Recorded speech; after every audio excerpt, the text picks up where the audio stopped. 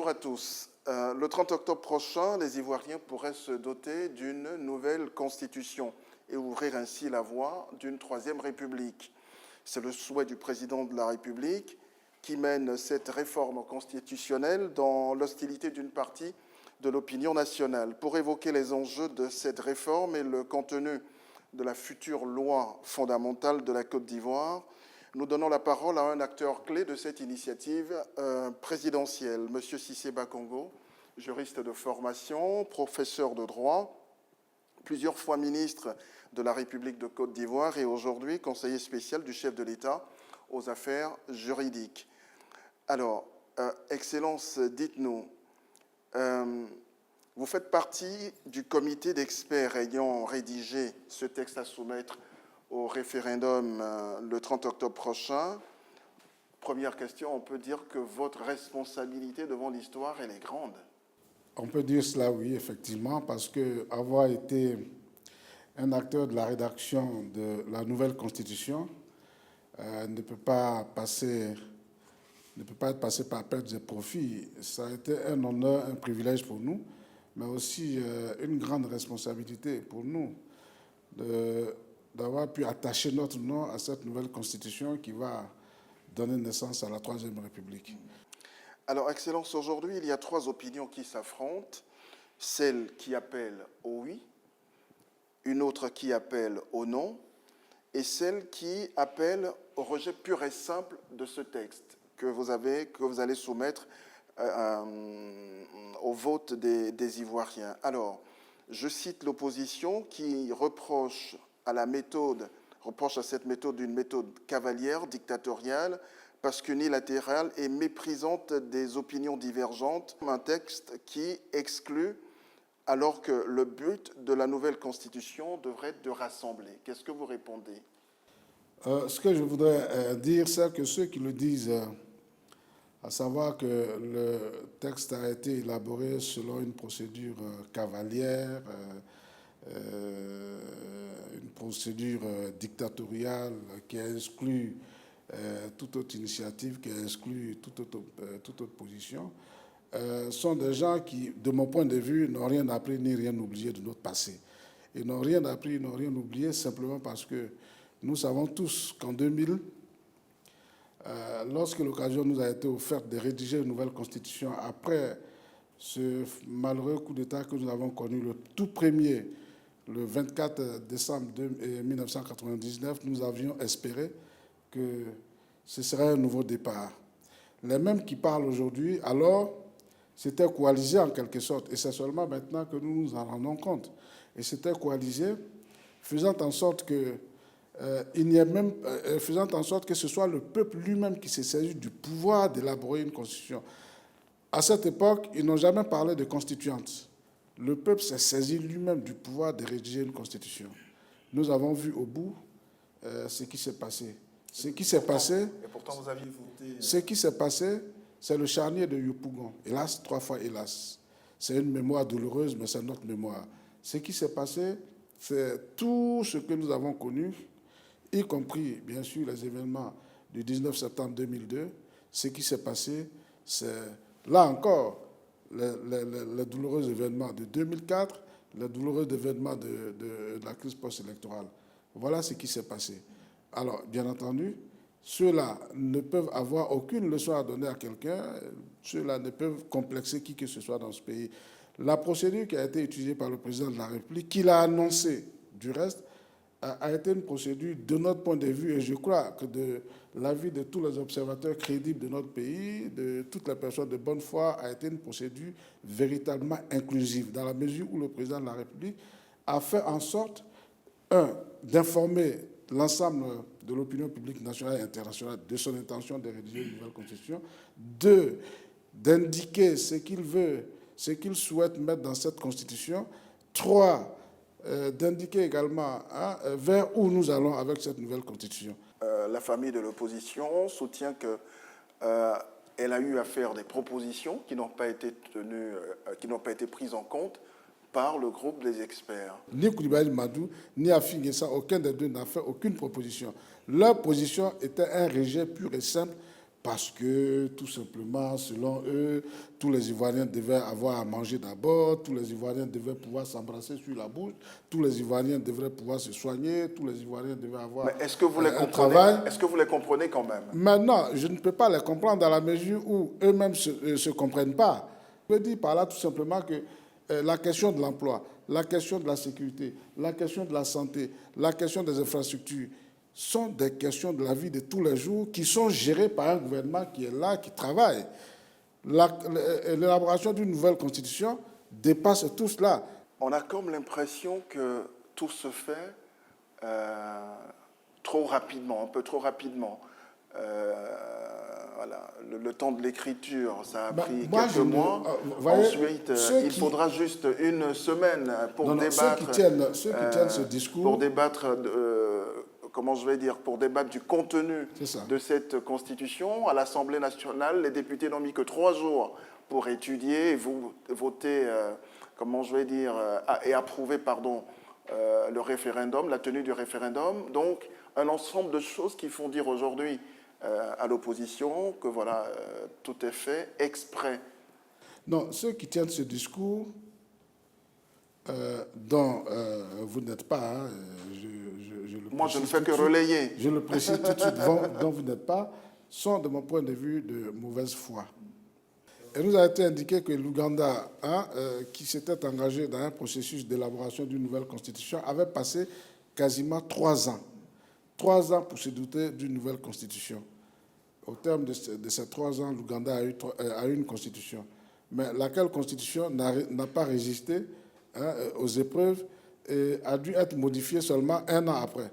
Dans notre pays, en 2000, nous avons élaboré l'actuelle constitution, celle qui est actuellement en vigueur, qui va être certainement abrogée et remplacée par la nouvelle, le 30 octobre. Nous l'avons élaborée de janvier jusqu'en août. C'est-à-dire pendant 8 mois, 7 mois, 7 mois, quelques poussières, puisque la Constitution est entrée en vigueur le 1er août 2000. Et elle a été votée à plus de 80%. Alors, cette Constitution élaborée dans ce délai-là, 8 mois, nous a donné ce que nous savons. Mais en même temps, Excellence, c'est la même constitution qui a permis l'élection du chef de l'État. Cette constitution nous a donné une crise post-électorale des plus douloureuses, des plus dramatiques, des plus tragiques. Bien sûr, ceux qui disent que c'est cette même constitution qui a permis au président de la République d'être élu font un jeu d'esprit. Ils font un jeu d'esprit parce que, tout simplement, ce n'est pas parce que la constitution est telle là que le président a été élu que, du coup, l'élection du président l'absout de toutes les critiques qu'on pourrait lui faire.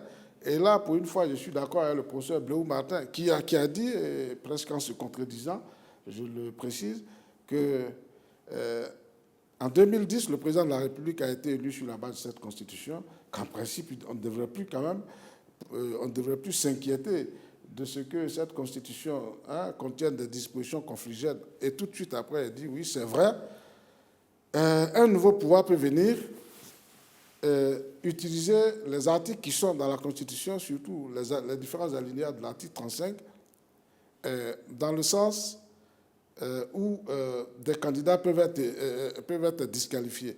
Et alors, effectivement, a priori, on peut dire qu'il n'y a plus de risques, mais au fond, il y a des risques potentiels. Et là, je suis d'accord avec lui. Non, elle est mauvaise. Elle a été écrite dans un mauvais esprit. Je ne vous le dis pas. Il a même été proposé dans cette constitution, et là, le professeur Ouraga Obou s'est rébellé, qu'il fallait que le conjoint du candidat soit noir, d'un noir d'ébène. Alors, qui est-ce qu'on visait?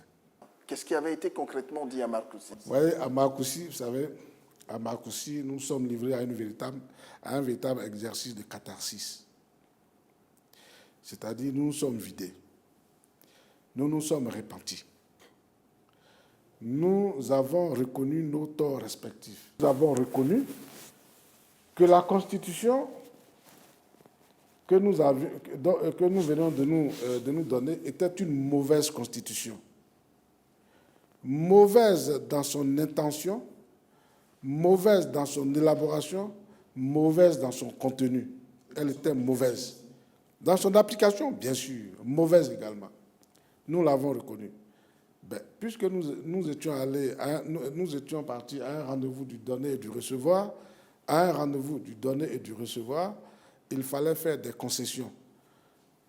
En principe, nous aurions dû nous mettre d'accord sur l'abrogation pure et simple de cette Constitution pour qu'elle soit remplacée par une nouvelle Constitution. Mais ça n'a pas été le cas. Mais comme il fallait faire des concessions, nous sommes arrivés à un compromis. Ce compromis a consisté tout simplement à soustraire ou à extraire de cette Constitution toutes les dispositions que nous avions qualifiées de dispositions conflictuelles ou conflictuelles. Il en est ainsi donc de certains alinéas de l'article 35, mais de bien d'autres dispositions. Donc, il a été demandé de s'en tenir à des conditions de nationalité qui n'excluent pas outre mesure, qui ne catégorisent pas outre mesure les Ivoiriens. Ensuite, la question de la limitation d'âge.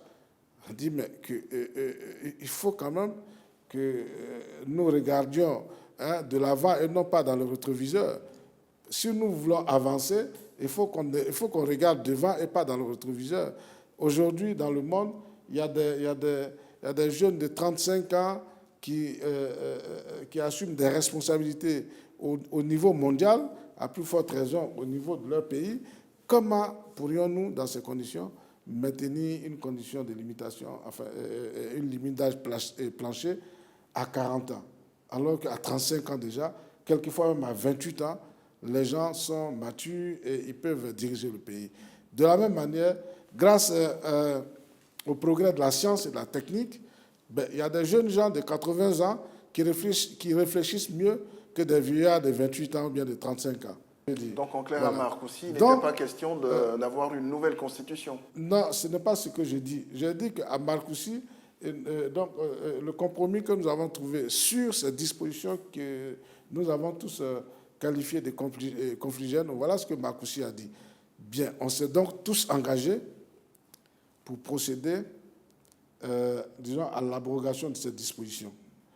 Mais souvenez-vous et souvenons-nous, le président de la République, en plus de cet engagement collectif pris par tous les acteurs majeurs de la vie politique ivoirienne, a pris, lui, l'engagement personnel, lui, Alassane Ouattara, a pris l'engagement personnel de faire en sorte que notre pays sorte définitivement de cette zone de turbulence en dotant la Côte d'Ivoire d'une constitution, une nouvelle, qui fasse la rupture totale avec notre passé récent, qui nous projette dans le futur. Est-ce que vous pensez qu'aujourd'hui, cette constitution aussi contestée par une partie de l'opinion offre ces garanties? Mais ceux qui contestent la constitution à venir ne disent pas en réalité ce qu'ils contestent, parce que je n'arrive pas à saisir ce qu'ils contestent. Afin N'Guessa a commencé à contester cette constitution avant même de savoir ce qu'elle contiendrait. Puisque le chef de l'État en avait donné les grandes lignes lui-même. Mais oui, mais ce n'est pas parce que Afin N'Guessa ne peut pas contester la nouvelle constitution simplement parce que le président de la République a dit qu'il va créer un poste de vice-président. Donc il est contre le poste de vice-président sans même savoir en quoi le poste de vice-président pour nous une avancée importante. Bon, ils s'imaginent, ceux-là, que la création du poste de vice-président se fait dans l'esprit, dans le même esprit qu'ils auraient fait. Non, il ne s'agit pas de caser des copains et des coquins. Il s'agit tout simplement de faire en sorte que notre pays soit mis totalement hors de toutes les zones de turbulence au moment où le pouvoir doit passer d'une main à une autre, en cas de vacances. On sait tous comment les choses sont passées en 1993. En 1993, au décès du président Félix Houphouët-Boigny, il y avait une disposition à l'article 35 qui prévoyait la vacance. Mais la disposition était une disposition plastique. Une disposition plastique, c'est-à-dire vraiment d'une élasticité telle qu'on pouvait la tirer dans tous les sens. Mais le dauphin constitutionnel, c'était le... Conséquence, il y a eu des malentendus sur son interprétation. Bien, mais on ne peut pas continuer comme ça. La Côte d'Ivoire n'est pas, la Côte d'Ivoire ne va pas réinventer la roue. Le texte que vous allez soumettre au référendum présente tellement de pouvoirs qui se concentrent entre les mains du président de la République. On a comme l'impression que le chef de l'État est plus que jamais omnipotent. Est-ce que ça, c'est peut-être une impression que nous, profanes du droit, avons, mais quelque part, ce sont des interrogations que beaucoup de gens expriment. Est-ce que ce n'est pas dangereux pour la démocratie? Alors moi, je veux savoir. Parce que le président de la République, il nomme la personnalité qui va diriger prochainement le Conseil supérieur de la magistrature, il nomme le président de la Cour suprême, il nomme déjà le chef du gouvernement, et sur bien d'autres plans, il va nommer un tiers du Sénat. Mais est-ce que ça fait quand même pas beaucoup? Non, en fait, ceux qui tiennent ce discours sont de mauvaise foi, ou alors ils ne savent pas, encore une fois de plus. Ah, donc j'en fais partie, puisque ce n'est qu'un constat. Non, le constat, il est faux. Le constat, il est faux, ou il est biaisé. En quoi il est faux, en quoi il est biaisé? En dehors de la nomination d'un tiers des membres du Sénat et de la nomination du président du Conseil supérieur de la magistrature, en dehors de ces deux points, tous les autres pouvoirs dont vous parlez étaient déjà dans la Constitution. Tous les autres étaient déjà dans la Constitution. Et ce qu'on ne veut pas dire ou ce qu'on ne veut pas admettre et ce que des gens par de mauvaise foi essayent d'occulter, c'est tout simplement que dans l'actuelle Constitution, c'est le président de la République qui est le président du Conseil supérieur de la magistrature. Le président de la République est le président du Conseil supérieur de la magistrature dans la Constitution actuelle. C'est-à-dire, il est le chef de l'exécutif, c'est-à-dire, il est également, dans une certaine mesure, pour ne pas dire dans une mesure certaine, le chef du pouvoir judiciaire aussi. Alors, là, par contre, on est en pleine confusion de pouvoir. Et donc, sur cette base-là, on avait deux options. Première option, laisser les magistrats eux-mêmes élire l'un de leurs pour être le président du Conseil supérieur de la magistrature. Deuxième option, définir des critères sur la base desquels le président de la République pourrait nommer le président du Conseil supérieur de la magistrature. Alors donc, sur la base, je crois, d'expériences vécues, mais d'expériences malheureuses vécues, peut-être au Cameroun ou bien peut-être en RDC, on a dit que si on laissait les magistrats élire le président du Conseil supérieur de la magistrature, il y aurait à craindre que le président du Conseil supérieur de la magistrature qui serait élu se venge de ceux et celles des magistrats qui auraient voté son adversaire. Or, le président du Conseil supérieur de la magistrature, il a un pouvoir, notamment en ce qui concerne la carrière, la gestion de la carrière des magistrats. À partir de là, nous avons opté pour la deuxième solution, à savoir, une fois que des critères exigeants ont été définis, alors le président de la République peut nommer le président du Conseil supérieur de la magistrature sans qu'on puisse lui reprocher de s'immiscer dans la gestion de la justice. Maintenant, les sénateurs. Les sénateurs. Le tiers. Les sénateurs. Sur quelle base? Mais qu'est-ce qui motive d'ailleurs cette... Est-ce que les gens s'imaginent, ou du moins est-ce que les gens savent que tous les sénateurs au Canada sont nommés? La Côte d'Ivoire est-elle plus démocratique que le Canada? On n'est pas dans le même environnement. Mais non, on est dans le même environnement. Mais pourquoi est-ce que les gens ont ce jugement sélectif? Voilà, quand ça les arrange, bon, il y a un discours, quand ça ne les arrange pas, ils ont un autre discours. Non, le Canada est un pays démocratique. Quelqu'un m'a répondu... C'est une monarchie. Bien sûr, c'est une monarchie. Mais il y a des élections là-bas, les députés sont élus. L'Angleterre... c'est une monarchie. Mais en Angleterre, il y a des élections. Au Canada, il y a des élections. Alors pourquoi est-ce qu'il faut absolument qu'on cherche à démontrer que la nomination est antidémocratique. Peut-être qu'il y a quelque chose que nous ne cernons pas. Maintenant, il n'y a absolument rien. Qu'est-ce qui peut motiver le chef de l'État à vouloir nommer un tiers du Sénat? Mais le président de la République, il s'en est pas caché. Mais comme on ne veut jamais... Est-ce qu'il y a... Comme on veut jamais c'est parce écouter. qu'il y a peut-être des carences Comme on veut jamais, dans notre chambre comme on à ne veut combler? jamais écouter ce qui est dit, mais plutôt ce qui n'est pas dit, on préfère se contenter du non-dit de ce qui est dit, au lieu d'écouter ce qui est dit. Bon, le président a dit... aussi que vous n'expliquez pas assez bien. Le président a dit, le Sénat, la seconde chambre que nous créons, va contribuer à un meilleur contrôle de l'action gouvernementale. Le Sénat, la deuxième chambre du Parlement que nous créons, va contribuer à un meilleur contrôle donc, des textes qui vont être votés à l'Assemblée nationale. Au-delà, bien sûr, de la représentation des collectivités territoriales, au-delà de tout ça, le Sénat va faire tout cela. Bien. Je considère pour ma part, président de la République, qu'il est inadmissible, incompréhensible, inconcevable que des cadres ivoiriens, femmes et hommes, pétris d'expérience, formés avec le budget de l'État, parce que tout simplement ils ont été rattrapés abusivement et peut-être même, je dirais, trop tôt par la retraite, se retrouvent à la maison à ne rien faire. Et il a pris un exemple, Coulibaly Mamadou. Coulibaly Mamadou, c'est vrai, il n'est pas à la retraite, il est encore jeune.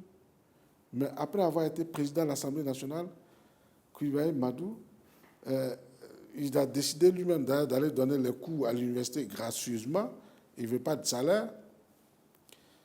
Mais en dehors de ça, il se promène. Il se promène et il parle. Voilà ce à quoi il sert. C'est quand même pas gentil de dire ça d'un ancien président de l'Assemblée nationale. Non. Il ne se promène pas. Mais si. Non, mais ce n'est pas connoté ce que je dis. Mais il se promène. Sans aucun point d'attache. Il a un parti politique. Mais non, mais vous savez très bien à quoi ça ressemble son parti. Mais attends, moi, je ne sais pas. Pourquoi vous voulez cacher donc... Non, je ne cache absolument rien. Ce n'est qu'un constat. Non, il se promène, Coulibaly Mamadou. Il parle. Bon, voilà, il parle.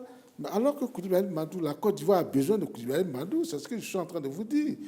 Le président de la République dit que la Côte d'Ivoire a encore besoin d'un Coulibaly Mamadou et de tous les Coulibaly Mamadou. C'est-à-dire des cadres de son niveau, brillants comme lui, qui ont encore beaucoup à donner à la Côte d'Ivoire.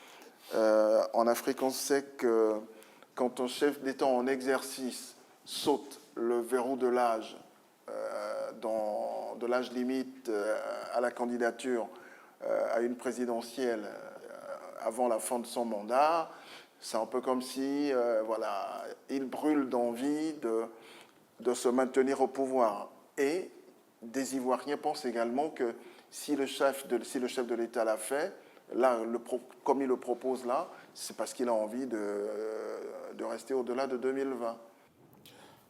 Bien, alors je crois que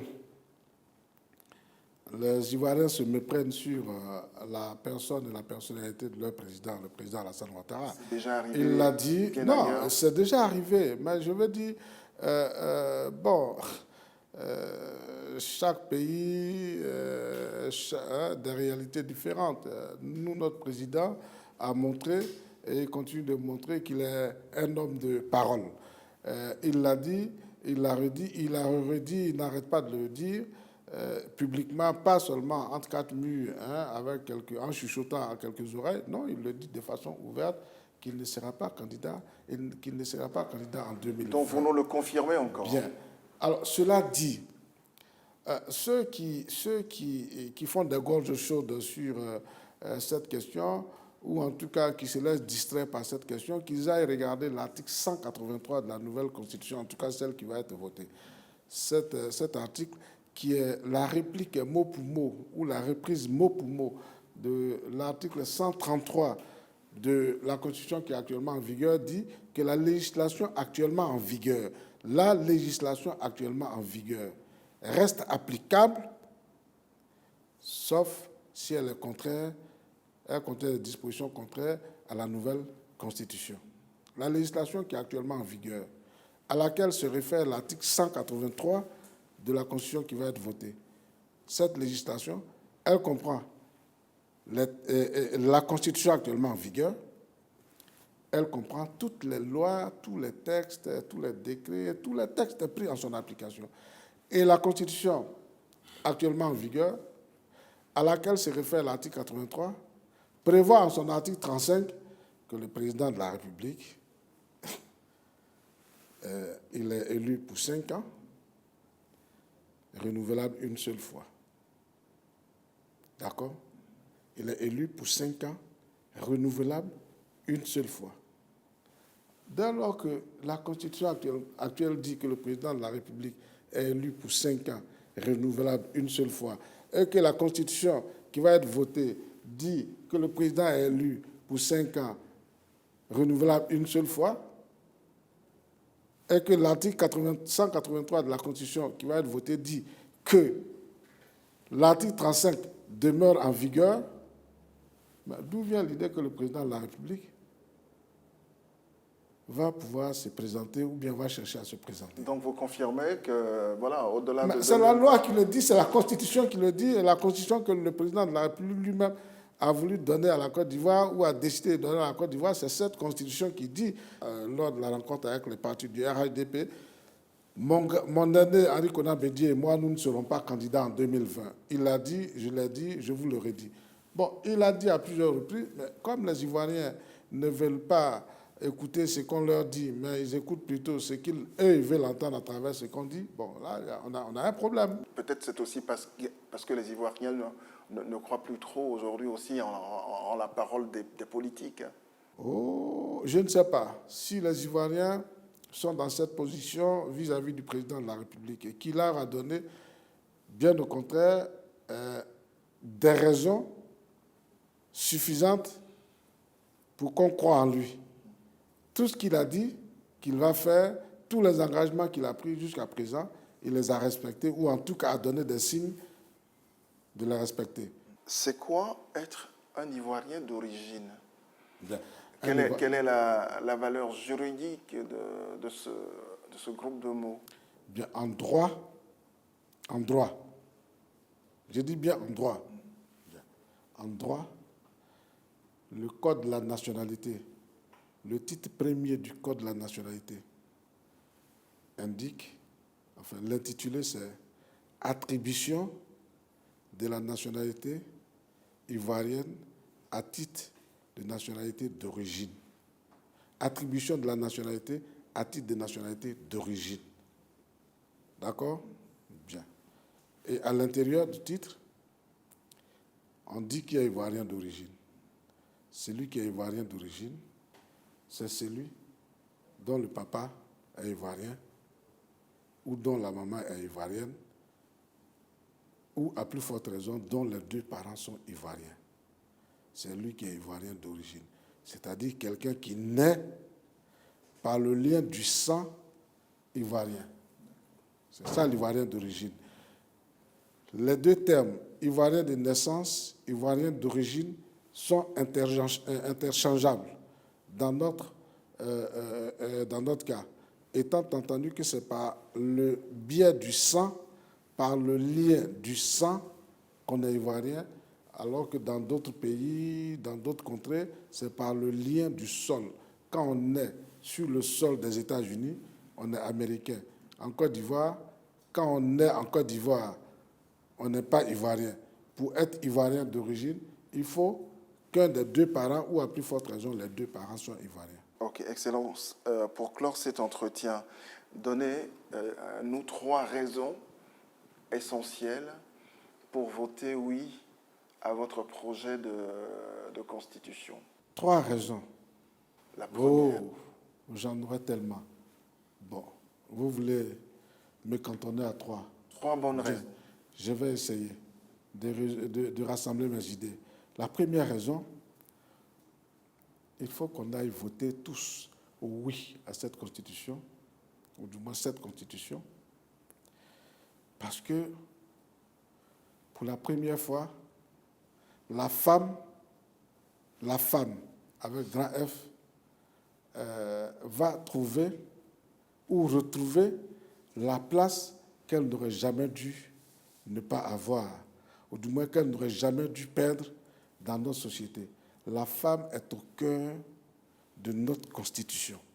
La femme qui constitue, selon les dernières statistiques, peut-être la moitié, sinon un peu moins de la moitié de la population, n'avait pas de position, n'avait pas de place. Et pourtant, nous savons ce qu'elles font dans ce pays, ce qu'elles représentent dans ce pays. Les femmes, les jeunes pour qui nous faisons toutes les gorges, tous la gorge chaude. Tout le monde a le cœur met le cœur en bandoulière pour la jeunesse. Tout le monde dit que la jeunesse, la prunelle de nos yeux, tout le monde dit la jeunesse, tout le monde chante la jeunesse, tout le monde fait de la poésie sur la jeunesse. Et pourtant, la jeunesse était abandonnée à son triste sort. Désormais, la jeunesse se retrouve en plein centre de la Constitution. L'école obligatoire, on ne le dit pas assez, l'école obligatoire. L'école obligatoire, de mon point de vue, s'il n'y avait qu'une seule raison pour laquelle les Ivoiriens devaient voter cette Constitution, c'est pour l'école obligatoire. L'école obligatoire. Vous savez, le pays connaît beaucoup de difficultés. Le pays connaît des situations quelquefois cocasses. Mais parce que tout simplement, les citoyens n'arrivent pas à lire les codes sociaux. On veut des Ivoiriens, on veut des citoyens, des vrais citoyens, des citoyens qui connaissent leurs droits et leurs devoirs. Dans des droits et des devoirs qui sont prévus dans la Constitution. Bien. Une cinquantaine d'ailleurs. Bien, mais ma grande sœur à moi, elle sait ça comment? Comment elle sait qu'elle a des droits?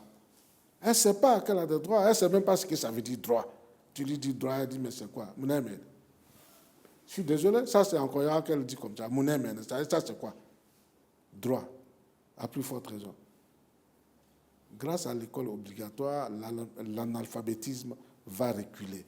Et si l'analphabétisme recule, pour aller définitivement, pour sortir, pour être nettoyé complètement, et alors, seulement alors, nous aurons dans notre pays de vrais citoyens, des citoyens qui connaissent leurs droits et leurs devoirs, des citoyens qui savent ce que ça veut dire union, discipline, travail. Malheureusement, ce n'est pas le cas aujourd'hui. Des Ivoiriens, des citoyens qui connaissent ce que ça veut dire l'hymne national, qui savent chanter l'hymne national. Voilà les quelques raisons, au-delà, bien sûr, de la reconnaissance de l'opposition. L'opposition devrait se saisir donc de cette Constitution parce que, pour une fois, l'opposition est reconnue dans la Constitution. Les partis... Il reste, quel est un vrai statut? Mais à partir de la Constitution, à partir du moment où il est reconnu que l'opposition existe, à partir du moment où il est dit dans la Constitution que le président de la République peut, je dirais même doit, parce qu'en réalité, au fond, dans le peu, c'est ça qu'il faut comprendre, consulter l'opposition sur des questions d'intérêt national. Mais je pense que tout le reste n'est que question d'intendance, question de détail, d'autant plus que dans une loi qui existe déjà, ou en tout cas qui va exister, c'est vrai qu'à l'Assemblée, le texte n'est pas passé, mais le statut de l'opposition a été évoqué là. Donc, je pense que l'opposition aurait pu se saisir de cette Constitution comme étant, j'allais dire, une conquête très, très, très, très, très importante. Alors, bien sûr, je vais passer sur la Chambre des rois et chefs traditionnels. Mais j'ai écouté des choses absurdes sur la Chambre des rois et chefs traditionnels, des choses absurdes. Elle ne doit pas exister dans une constitution, elle ne doit même pas exister. Mais est-ce que vous avez vu une seule société sans culture, sans référent culturel, sans référent? C'est impossible. Toutes les sociétés qui existent ont des référents culturels, ont une culture, ont une mémoire, ont des traditions, c'est-à-dire ce qui passe de la main à la main. Bon, des us et coutumes. Mais il y a des gardiens à ces us et coutumes. Bien sûr, aujourd'hui, les gens s'imaginent qu'avec la nouvelle société numérique qui se met en place, je ne dois plus appeler mon grand frère, je dois l'appeler non. Je ne dois plus respecter aucune règle dans aucune de nos régions, non. Malgré la société numérique. Et justement, pour résister à toutes les dérives de la société numérique qui se met en place, il faut que nous ayons quand même des gardiens. C'est pour cette raison que ça aussi, de mon point de vue, c'est une avancée très, très, très importante. La tête dans la modernité, nous sommes, et nous devons avoir aussi les pieds solidement ancrés dans la tradition.